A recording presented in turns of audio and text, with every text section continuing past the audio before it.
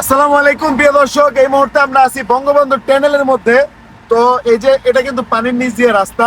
তো ড্রাইভিং এ আছে নেমুল ভাই, দেখতে পারতেছেন। এই যে এখানে আছে শিমলা, হাই। হাই। তারপর এখানে আছে হচ্ছে এই যে শান্ত। তো এই যে দেখেন টানেল।